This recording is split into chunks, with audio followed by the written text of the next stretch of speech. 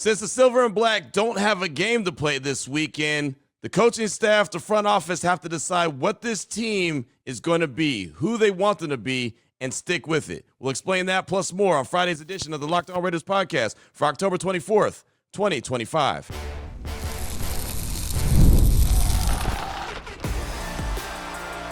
You are Locked On Raiders, your daily Las Vegas Raiders podcast, part of the Locked On Podcast Network, your team every day. And welcome in, Raider Nation, to another edition of the Locked On Raiders podcast. Thank you so much for making the show your first listen of the day. Definitely appreciate you if you're catching the show wherever you find your favorite podcast, or you're checking us out by way of the YouTube page. You know we appreciate both. Show grows each and every day because of your support and the great job that my man Ari does behind the scenes, making sure we look good and sound good each and every day by way of the YouTube page. So we shout him out. We appreciate him. He's on Twitter at Ari Produces. You can hit me up as well at your boy Q254. And we got the Locked On Raider podcast voicemail line for you at 707-654-4693 if you want to be a part of the show. And many of you do. We got a lot of calls, a lot of texts. We'll try to get in as many as possible coming up in segment number 3 as we close out not only the show, but close out the week, head into the weekend. And, well, the one guarantee that we have is the Raiders won't lose on Sunday, which is a good thing, right, as they're sitting there at 2-5 after 7 weeks. But we'll hear from you in segment number 3. Segment number 2, we'll hear from Kirk Morrison, longtime NFL linebacker, Raider linebacker, part of the broadcast team right now alongside Jason Horowitz. He joined my radio show on Monday, and I always like to bring a soundbite or two because, well, Captain Kirk is fantastic and always has a lot of great knowledge. So he talked to me about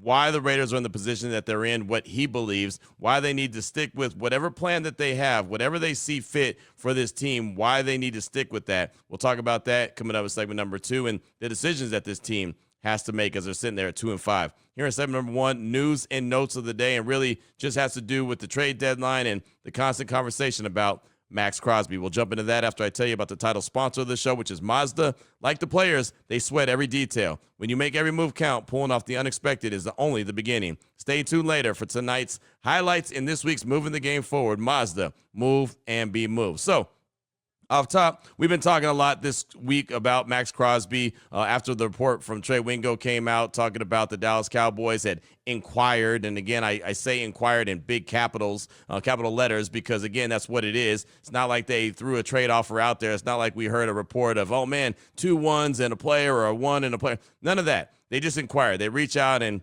hey, you know, is there any chance to get Maxx Crosby out of there? And look, when a team is 2-5, and a team feels like that they may be 1 player away, 2 players away, regardless of the fact that they had an edge rusher and let him get out of town. Obviously, they paid Micah Parsons a ton of money in Green Bay, and that wasn't the money Jerry Jones wanted to pay him, and not to mention that relationship was not very good. So I'm not surprised that they made the move. They sent Micah Parsons. They got Kenny Clark back. They got plenty of draft capital back, and now they're looking for some defensive help. I think they will get some before the trade deadline comes and goes, which is November 4th, by the way. I don't think it's going to be Maxx Crosby. Matter of fact, I feel very confident about that. And everybody that we hear a report from, including Trey Wingo, who put out the original tweet when he appeared on my radio show the same day, I heard from Ari Mayrod from 33team.com. He's got the NFL Spotlight show. He does a really good job, and he feels very confident that Maxx Crosby is going to be with the Raiders. And then on his show, the NFL Spotlight show, he actually talked about Maxx Crosby. And, you know, when he was asked, did he think he was going to be moving anywhere? A pretty lengthy, detailed answer right here from Ari Mayrod from 33team.com NFL Spotlight show. Check it out. I don't really doubt Trey Wingo. One of my first ever jobs that I really did here when I got to the 33rd team was interviewing Trey Wingo after he reported that Aaron Rodgers was getting traded from the Packers to the Jets. People remember he was actually the first one to report that. Then we had him on the show to explain his reporting because everyone doubted him. Of course, it happened a few months later, but the agreement was actually happening. So he knows his stuff. He's been around the NFL for years and years, and you could say decades already. Knows many people around the business. So no one's really doubting the reporting. What I will say here is that the Raiders have been adamant and telling people that they are not trading Maxx Crosby. Now, the report from Trey Wingo was the Dallas Cowboys are going to inquire and call the Raiders about Maxx Crosby. That is perfectly fine. I think fans might be surprised to hear that teams around the NFL, GMs around the NFL, they call other GMs all day long and ask about a bunch of different players. You might think some players are untouchable. They call and ask just to make sure. So that is not really the surprising part of here. But Maxx Crosby is Las Vegas. He has been he is a Raider. He said many times he wants to be a Raider for life. And frankly, they just paid him this past offseason, gave them it's not kind of an extension, I would say. They added more money to this year. The contract, for what it's worth, it is tradable if they wanted to do it. But again, he is so vital to the organization, to the city, what he does, what he means on the field, off the field as a leader. The only way I ever see Maxx Crosby getting traded is if he goes to the organization and says, listen, we're not winning. We're stuck in this place. Maybe it makes sense for me to have a fresh place to go to, similar to what Myles Garrett tried in the offseason, which of course he failed, and eventually he got a new deal in Cleveland, and now he's there. And again, even if he does that, the Raiders might just say, we're not trading you. You're too important here. So that is where I would say all of this stands when it comes to Maxx Crosby. I think if the Raiders were to trade Maxx Crosby, Pete Carroll would just step down on the spot because he has no reason to continue coaching at his age if the team is taking that big of a step backwards. And I think one of the dynamics of the Raiders, which has been interesting to follow, is the reality of having a GM who is really smart, really intelligent, a scout at heart, like John Spytek, who really wants to rebuild this roster, not just for the now, but for the future, so they have sustained success. Meanwhile, you have a head coach in Pete Carroll, who obviously is up there in age, the oldest head coach ever in NFL history, who wants to win right now. The team, of course, has not had much on-field success this year, but I don't think Maxx Crosby is the player to focus on in Las Vegas when it comes to trades. When I look at that team, think of Jacoby Myers, final year of his contract. Think of Malcolm Kuntz, a different pass rusher, also final year of his contract. Those are the types of players that I think they would be willing to entertain, to move on from, to get future assets, which is what John Spytek is there for, because he is such a good drafter. That is kind of the type of players I think would make sense if you're trying to trade for a player in Las Vegas. So he's about as dialed in as anyone when it comes to the going on around the league, and I've got a really good relationship with him. He comes on my radio show all the time. I've even appeared on his NFL Spotlight show before, which is awesome, a hell of an honor. So yeah, when he's as dialed in as he is, he obviously runs in the same circles as the Schefters, the Rappaports, and many others. And you heard him what he said about Trey Wingo, right? Trey was the one that said that Aaron Rodgers was going to be out of Green Bay and head to the Jets, and he had put that report out way before it actually really happened. So, when everyone just kind of jumped on it immediately, oh, Trey doesn't know what he's talking about. No, he does.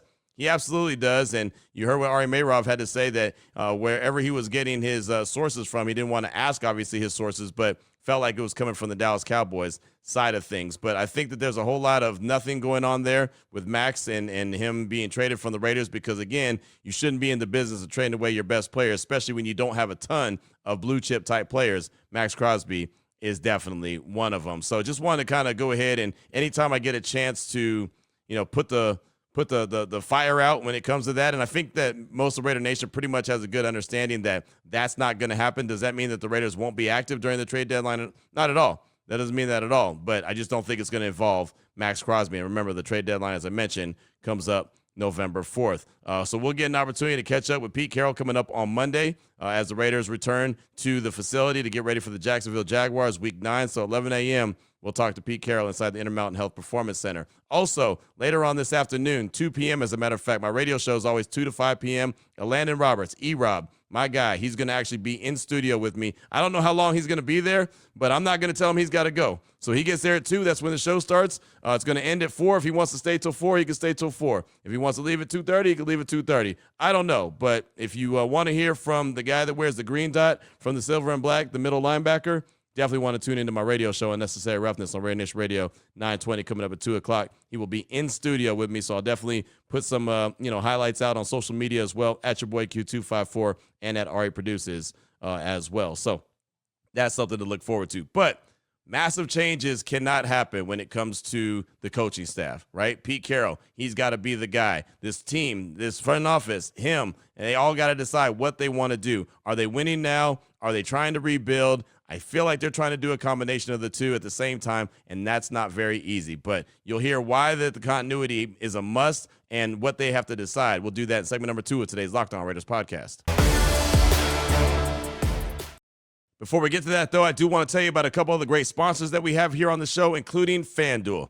The NFL season is here. Matter of fact, we almost about halfway through it already, right? So FanDuel has an offer that you don't want to miss. Right now, new customers can bet just $5 and get $300 in bonus bets if you win. That's right. It's simple as that. You pick a bet, put down $5, and if it hits, you'll unlock $300 in bonus bets to use across the app. And there's so many ways that FanDuel has made it a lot of fun where you can get in on the action. You can build parlays. You can try player props. You can follow the live lines during the games. You can do a whole lot of whatever you really want to do. Unless you know certain players in the NBA or coaches, then don't go down that road. I'm just saying. Maybe that's too soon. I shouldn't have gone there. It's what makes watching football even more exciting when you got a little something riding on the action. So whether you're a casual fan or love diving into the stats, FanDuel makes the game day experience that much better. So what are you waiting for? Visit FanDuel.com, download the app today, and get started. I also want to tell you about Rippling. If you're a business owner, here's the truth. SaaS promised to make work easier. But now, the average company is buried by hundreds of apps that slow down your teams and simply don't work together. That's not SaaS, that's sad. Software as a disservice. That's why you need Rippling. Rippling is the unified platform for global HR, payroll, IT, and finance all in one place. They've helped millions of businesses replace a mess of disconnected tools with one system designed to give leaders clarity, speed, and control. By uniting your employees, teams, and departments in one system, Rippling removes the bottlenecks, busy work, and silos your software created. Everything from onboarding to payroll to IT access runs automatically and perfectly in sync. Whether you want to run your entire HR, IT, and finance operations as one or just fill the gaps in your software stack, Rippling could do it all. Right now, you can get 6 months free when you go to rippling.com/LockedOnNFL. Learn more at rippling.com/LockedOnNFL. rippling.com/LockedOnNFL. Again, rippling.com/LockedOnNFL for 6 months free. Terms and conditions apply. All right, Raider Nation, here we go. Segment number 2 of today's Locked On Raiders podcast. Continuity is so important.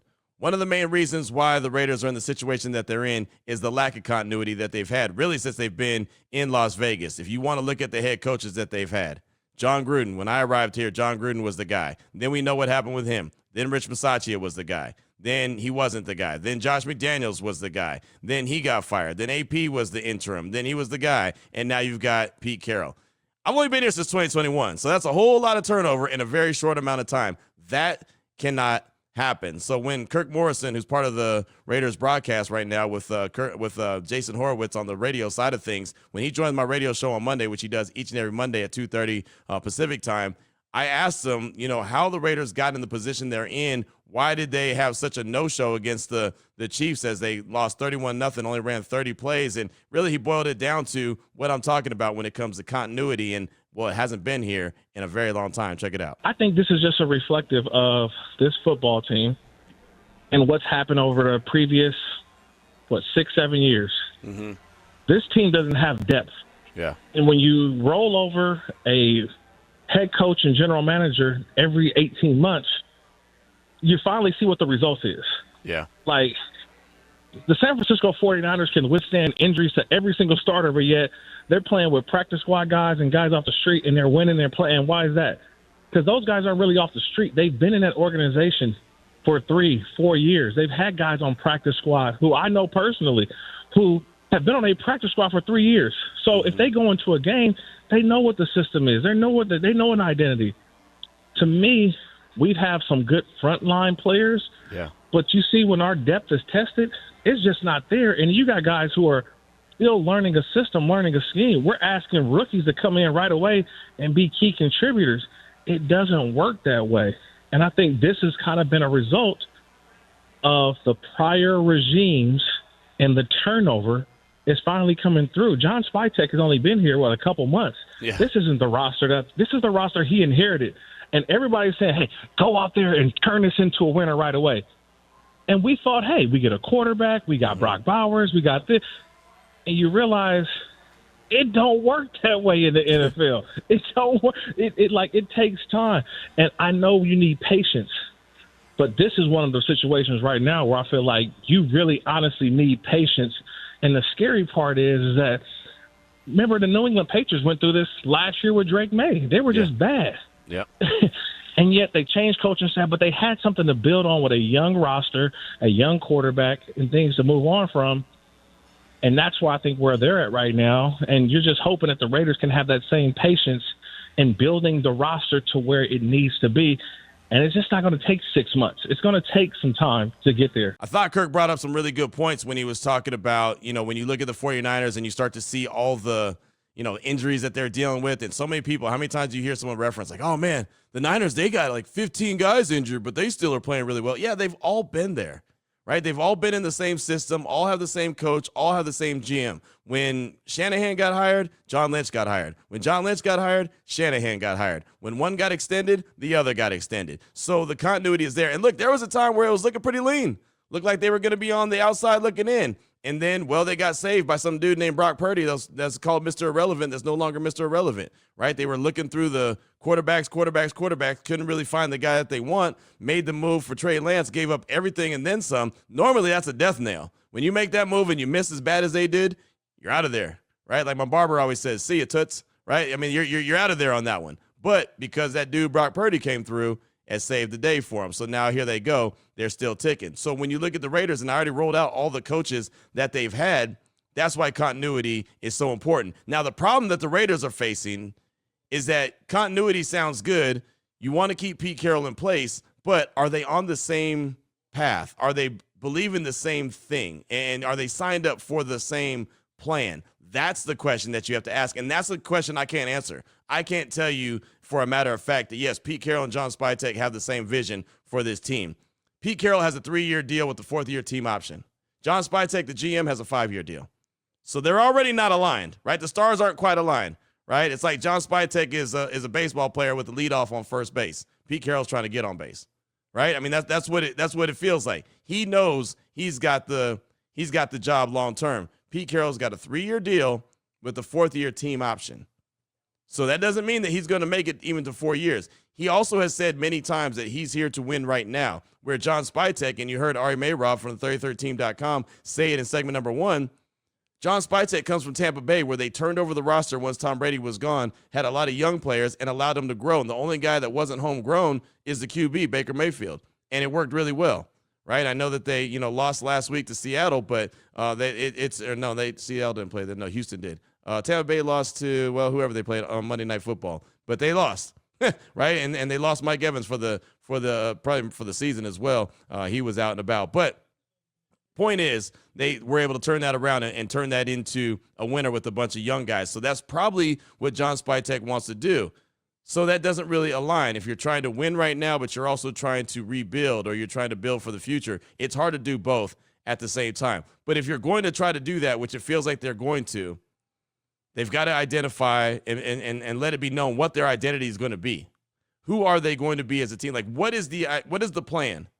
Like, everyone has a plan for what they want to do, right? When I decided to get behind a microphone and be a radio dude or a podcast guy, like, this was my plan. This is what I was going to do. This is how I was going to achieve it. And I stuck to it. Even when I got knocked down and got back up and got knocked down again and got back up and got knocked down again, this is what I'm sticking to. This is what I'm doing because this is what I believe my identity is. So what is the Raiders' identity, right?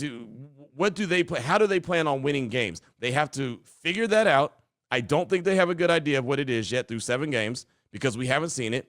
I ask Lincoln Kennedy all the time, what's the Raiders' identity? Q, they don't have one yet. Well, that's a problem. They've got to get their identity. They've got to decide what it's going to be, how they're going to implement it, and stick to it. It's just that simple. Even though it's not simple, it is. You have to be hell-bent on this is how we're going to get it done. And you have to all be on the same page. And what I mean by that, Chip Kelly has to understand what Pete Carroll wants. Pete Carroll has to understand how Chip Kelly wants to run the offense. Patrick Graham's got to be able to run the defense the way he wants. They all have to be on the same page. I say it all the time when I talk about the team, and more importantly, the offensive line. When I say one band, one sound, they have to be that way.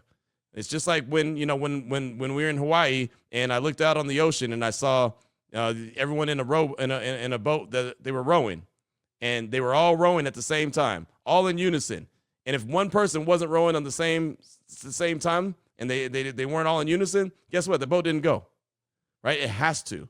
And that's my example for the offensive line, but this is really the front office and the coaching staff. And this is the bye week. So the players aren't there right now. They left. Wednesday was their last day. They're out. So right now, Pete Carroll, Chip Kelly, Patrick Graham, John Spytek, all these guys, Robbie Leonard, everyone has to get in the same room and get on the same page, right? If they're looking at this, and maybe this Jacksonville game in week 9, maybe that's going to decide what happens. If they get ran out of Allegiant Stadium and they get embarrassed like they got embarrassed in Kansas City, maybe the white flag goes up and they say, all right, this is an absolute rebuild. Then they got to decide, is Pete Carroll the right guy for the job? Because he's there for a short time, not the long term, right? So then you got to decide that. But again, as I said at the top, continuity is king. Can you imagine if they say, hey, this is going to be a rebuild. This isn't going to work the way we plan. All right, well, Pete, we're going to move on from you. Then you have another head coach, right? And then you have to bring in players that fit what that head coach wants to do. So that's how you end up setting yourself up for failure, like you heard Kirk Morrison talking about. You've got to be on the same page. You've got to be aligned with each other. And if you're not, it's just not going to work, right? Have you ever tried to go into a business with a buddy or anybody? It doesn't even have to be a buddy, just somebody else, but their idea and your idea aren't the same? Guess what? I'm sure that business isn't going to succeed. I ain't the smartest dude in the world, never claimed to be, but I'm pretty sure if you and your business partner aren't on the same page, that's not really going to work out too well, right? It's just the reality of it. So that's what they've got to decide. They're all business partners together. They've got to decide what page they want to be on. I thought Vinny Bonsignore put out a really good piece on VegasNation.com. Of course, he's the guy that's around the team all the time as well, talking to people not only in the organization but around the league. And it's like, hey, at some point the Raiders need to decide win or rebuild, right? And if they lean all the way into rebuild, do it. Don't just don't tiptoe around. It's like jumping in the water. Like, don't put your foot in the water, your toe in the water, and just sit there and look cute and think that eventually I'll get in. No, just if you're gonna do it, do it. Jump your tail in the back end and then the deep end and call it a day. If you're not going to do it, if you think you're going to win right now, okay. You've got 10 games. You have to go full throttle. Whatever you do, be 100% in one way or 100% in the other way. And that's it. This 50-50 thing, it ain't going to work. It's not. And you see the result of it right now. They're 2-5 through seven games. They got to decide what they want to do. You're all in or you're not. Real quick, and we'll wrap up segment number 2 of today's Locked On Raiders podcast. Got this text from Mike in Buffalo. He said, hey, Q, Mike from Buffalo here. Not a popular take. I think the powers that be have done a decent job of both trying to compete and build for the future. Now, hear me out, Q. There were pieces on this team that are contributors and a few that are superstars or can be superstars. The Raiders needed an upgraded quarterback last year. I'm an O'Connell guy, but even I understand that that's just because he was the best quarterback in the building the last few years. Doesn't mean he's the best option going forward. The Raiders tried to get Stafford, reportedly. It didn't happen, so they picked up a quarterback who put up solid numbers the last few years at a relative cheap price, draft pick-wise, third rounder. They're paying him a lot of money, but the dead cap money for next year, they want to move on from him, is $18.5. Not perfect, but not terrible. Or they can keep him for $26.5. They can move on from him for a zero cap hit in 2027. They can always restructure if they wanted to spread out the hit. My point is, they acquired some talent in the draft. They tried to plug holes in the roster with small free agent signings and then the Geno trade, neither of which will mortgage the future. This just goes to prove how hard it is to secure a quarterback in the NFL. Go Raiders. That's Mike in Buffalo. I understand your point, but that's going back to my point of are you in or are you out? You got some pieces in the draft to try to fill some holes, but yet they haven't really played outside of Ashton Genty. You went and got some low-level free agents that really haven't panned out to be too much. You know what I mean? Like, so that's my exact point is what do you really want to do? You can try to, be competitive and build for the future at the same time, but it's so hard to do it. So more than likely you need to pick one side or the other. That's the whole point of what I'm trying to say and the best method for them moving forward. Again, just my thoughts, just my opinion. But we've seen what it's been so far through 7 weeks. Now, they still got 10 games guaranteed, so maybe they could turn things around and continue this plan. But every time Pete Carroll says he's surprised they're not further along than this, it just makes me feel like that whatever plan one has might not be 100% the plan that the other has. But what's on your mind? And, Mike, thanks for that text. Your calls and texts will close out the show, 707-654-4693. We'll hear from you next. Before we get to that, though, I do want to tell you about the title sponsor of the show, which is Mazda. Mazda, moving the game forward. For those who believe it's not just about playing the game, it's about redefining it. There are moments that do more than put points on the board. They move crowds, they move culture, and keep moving the game forward. You can look back at the first 7 games of the season and find a couple plays here and there that have really highlighted, what the Raiders could be. And I think Ashton Genty in that 64-yard run he had against the Bears, I think that really defines what they could be. And I was just talking about your identity, who you want to be, and stick with it. That's what I believe that they want their identity to be. Strong run game led by Ashton Genty. That was a perfect example of what it could look like. Basically, every time he touches the ball, he has a chance to take it to the house. He's not going to take everyone to it. He's not going to hit a home run every time, but he has that ability. I think that was a good glimpse of what it could be. I'd like to see a lot of that heavy lifting coming up in the second half, the final 10 games of the season. When you follow what moves you, the unexpected is only the beginning. And like there's more to every highlight, there's more to a Mazda vehicle. Mazda, move and be moved.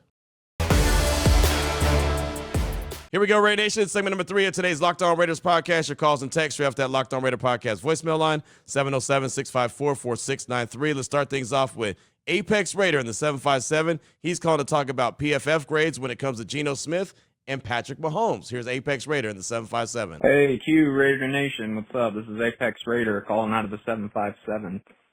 So, my bad if you mentioned this at some point during the podcast and I just missed it, but I just saw this infographic and it's so funny. You always mention that PFF isn't the end-all be-all and it's not some flawless standard to compare players to. And this actually really proves it, because this is saying that Patrick Mahomes and Geno Smith in their matchup this past week, and we all know how that went, Patrick Mahomes graded out at a 62.2 via PFF. Geno Smith, meanwhile, graded out at a 67.2, 5 points higher than Patrick Mahomes, and the dude only completed 10 passes for 67 yards all game. And not only that, but had a quarterback rating in the low 70s compared to Patrick Mahomes pushing almost 130 in his quarterback rating. So, yeah, it just kind of verifies what you were saying. Kind of funny stuff. I don't think anyone in their right mind would have taken Geno Smith over Patrick Mahomes on Sunday, or any week for that matter.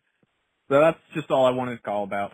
All right, this is Apex Raider in the 757. Out. Apex, thanks so much for the call. And, yeah, PFF, it's a good point of reference, but it's not necessarily the deciding factor. You know, the one thing I know about numbers, you can manipulate the numbers to fit whatever narrative or prove any point that you want.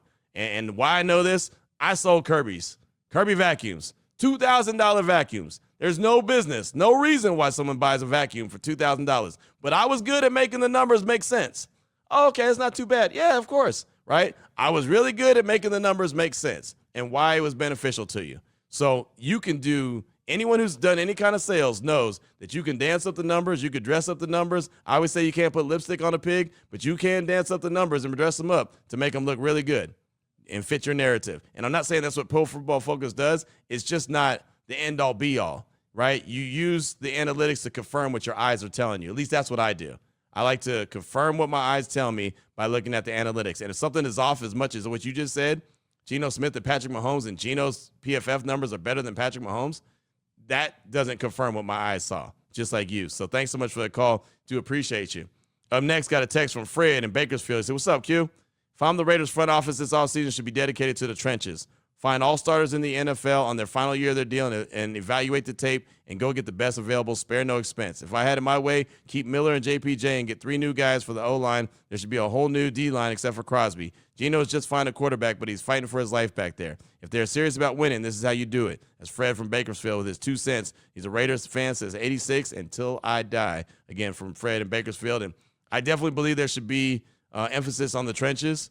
And when you go and get a guy like Ashton Genty, you should have the emphasis on the trenches. You should know that you're going to need an offensive line to be able to open up some holes for him. And I know he's a BYOBer, according to Chris Canty, Super Bowl champion, part of Unsportsmanlike on ESPN Radio, which a BYOBer is a bring-your-own blocker. But this is the NFL. It's not Boise State. It's not college. So he's going to need some help and some assistance to be able to do that as well. Don't be like the Bengals with Joe Burrow. Right, you have a great weapon like that at the quarterback position. You don't know how to take care of him. Don't know how to protect him. The Raiders are definitely going to have to go ahead and address the offensive line position. I don't know if they go and make a move before the trade deadline or they wait till the offseason. But the offensive line has to have an upgrade. Miller, when he comes back, if he comes back, great.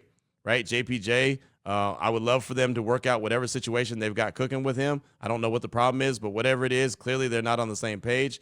DJ Glaze, I think he needs a little bit more seasoning and some more work to get to the level where he needs to be. But there's definitely a couple positions that need to be addressed. Dylan Parham's in the last year of his deal. Jordan Meredith, I don't think anyone's convinced that he's a great center. So those two spots could be taken care of for sure. So thanks so much for the text. I appreciate you. Up next, got a quick call from Tommy. Tommy the fourth in the 925. He's calling to move past the KC loss, but talk about what he thinks the Raiders need to focus on moving forward. I'll just say this. Him and Fred are on the same page. Here's Tommy fourth in the 925. What's up, Q? Tommy the fourth from the 925. Where do I even start? I mean, we could just move past the loss against Kansas City. We already know. We know how bad that is. But what I really want to talk about really is just like we need to just focus on getting offensive linemen during the draft, stack that, get as many good pieces in free agency as we can with offensive linemen, and then just build from there. We can only do one at a time. Yeah, Geno Smith's not doing good, but what is any good going to be of trying to throw in another QB into the fire of a bad offensive line and no protection? So we need to start with that. Hopefully Geno can just get his stuff together and just build good protection around him, and then we can just go from there. IQ, love the show. Listen to every day. The family loves it. We love you. Have a good one. Tommy, thanks for the call. And, yeah, there's no doubt the offensive line, again, needs to be a focus of attention, right? They can try to build this year, like I mentioned earlier to Fred, or they can try to do it in the offseason. But either way you look at it, that's got to be a point of attention. I just got a couple more. Text from Nick in Santa Rosa, Cali. He says, sad truth is Pete's too old for a rebuild. He came here with a win-now mentality just like the last couple of coaches besides AP. He knew we were bad. There's a full-on rebuild, and it's going to take multiple years to even be a team that can compete in the AFC West. Starts with drafting a franchise quarterback and having a young offensive-minded coach that knows it's going to take a hot minute to fix this, which sucks because it's been the same crap for 20-plus years. Just need this front office to embrace the rebuild instead of thinking we're a couple guys away from a winning team. No, we are 90% of a roster away from being a winning team. Also, GM needs to go. He does great on first-round picks, but even after that has not been great. Think back how – to be honest, anyone could pick a good first-round pick if you aren't an idiot and watch some college ball. That's Nick in Santa Rosa. I don't know if the GM has to go as John Spytek. He's only been here, a handful of months, right? He's only had one draft, and really he got here in January, right? So it's not like he had his scouts out there scouting college football. I mean, that's the thing, going back to what I said in segment number 2 about turnover. You keep turning over the GM and the head coach position, then you've got a different idea. So just say you did move on from John Spytek like you said. Okay, now you get a new GM who has a new idea of what he wants, right? And then all of a sudden him and the head coach have to get on the same page. Then what if he starts saying, oh, yeah, but these are the kind of players that we need to get? At least Spytek has gone out and got the guys that he feels like that they need, and he'll have the same kind of ideas and plans moving forward, right? So he can have some consistency. That's the problem. Like, everyone's so quick to fire someone. You're out of here. You're out of here. You're out of here. Guess what? It's not going to work, right? Then you're going to be a couple of years away from being a couple of years away. And that just, it's just not something that doesn't work out very well. It really doesn't. But I understand your frustration, and maybe they do need to embrace the rebuild again, something I was talking about in segment number 2. We'll close out with a call from Raider Osh in Central Illinois. He's calling to talk about his one and only Raider game in-person experience. The only problem, it was Sunday versus the Chiefs. Here's Raider Osh. Hey, Q, this is Raider Osh from Central Illinois. Been a Raiders fan since 1965. I was 5 years old, so that makes it 60 years I've been a Raiders fan. Finally went to my first Raider game Sunday against the Chiefs. It was great seeing the Raider fans out there. Talked to a lot of Raider fans, had a good time before the game. Walking into the game, I got tears in my eyes because I'm finally going to see the Raiders play. Got my Michael Haynes jersey on. I'm rocking 22. I'm ready to have a competitive game. And then the game started. And oh my goodness, that was so disappointing. By the second quarter, I had to turn my jersey around and put it on inside out. Oh, I was so disappointed. So that was my one and only Raiders game because there's no way I'm going to pay to watch the Raiders play again. So maybe in 2028 we can win 7 games. It'd be great. That's all. Raider Osh out. Osh, man, dang. Sorry to hear that was your one and only in-person experience. That is the one that you don't want to relive. That's the one you don't even want to tell your friends about. If they say, have you ever been to a Raider game in person? Nah. That's one that you could deny. Nah, I ain't never been to. I don't know. Oh, I thought you went to Kansas City. Nah, that wasn't me. like Shaggy, wasn't me, right? Because that was so bad that you don't even want to admit that that's the one. You got to get to a game at Allegiant, man. You got to find a way to come out here sometime, maybe this year or next year, and at least check out the stadium. The stadium's amazing. Obviously, Vegas is fun to come and hang out, and Raider Nation comes out and represents. So maybe give that a try. I'm not guaranteeing that it's going to be a dub because they don't have a winning record at home, but at least you could be amongst a bunch of Raider fans and have a good time and see a nice stadium at the end of the day if you're going to try to do it again. But I hate that was your one and only in-person experience at a Raiders game as long as you've been a Raider fan. So thanks so much, and we'll go ahead and close it out. On that note, we do have the Raider Squad Show. Chantel Chan, Lincoln Kennedy, myself will be at it at 8 a.m. Pacific time, so 8 a.m. to 9 a.m. So if you are a subscriber to this show, you're good to go. You'll get the notification when it pops up. 1 hour long, 1 hour strong, 1 hour live show. So definitely tune in for that. Enjoy your weekend. We'll be back on Monday and get ready for the Jacksonville Jaguars. So until then, Raider Nation, take care of yourself, take care of your family, love on your family. Most importantly, as always, just win, baby.